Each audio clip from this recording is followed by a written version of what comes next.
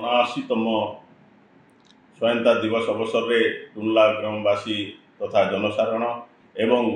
भारतवर्षर समस्त नागरिक मानू ए अवसर में अनेक अनेक शुभेच्छा एवं अभिनंदन जनाऊँगी एवं आसंता पश्चिम ओडिशार गणपर्व नुआखाई तथा कृषिभित्तिक पर्व अवसर में समस्त ग्रामवासी को एवं अंचलवासी को शुभेच्छा एवं अभिनंदन जनाऊँगी एवं माँ माणिकेश्वरी ठारे मु